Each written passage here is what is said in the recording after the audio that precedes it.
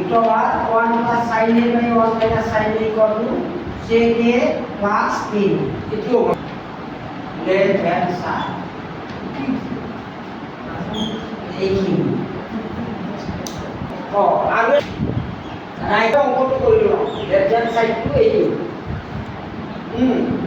ইয়াত কি কৰিম চাবা 1 minus sin a আছে নহয় ইয়াত 1 plus sin a দি যদি পূৰণ কৰোঁ তেতিয়া আমাৰ এটা ফৰ্মুলা আহিব a minus b whole square plus b অৰ্থাৎ a square minus b square এই ফৰ্মুলাটো আহিব গতিকে আমি কি কৰিম চোৱা ইয়াত 1 minus sin a और बिलोया की open 1 plus sin a so 1 minus sin a আমি পূরণ করিম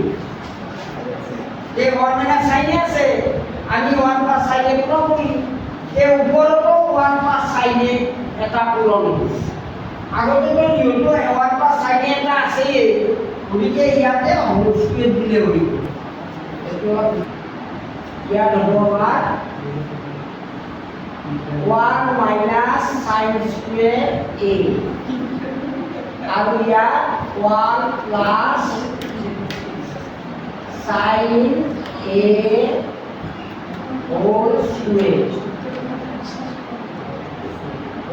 square অর্থাৎ 1 minus sin square a এইটো লিখিলো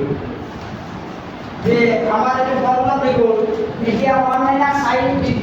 square a মানে কি 1 minus sin square a মানে cos square a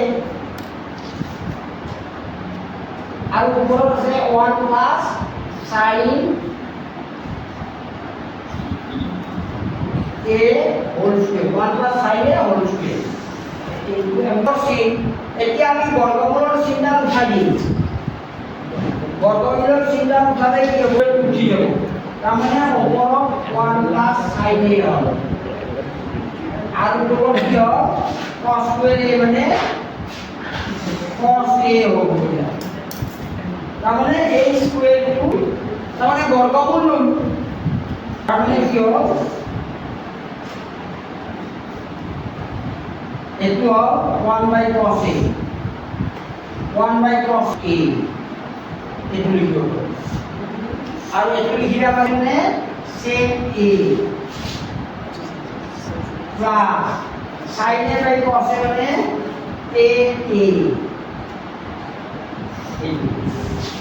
sec a plus tan a right hand side লিখিব right hand side no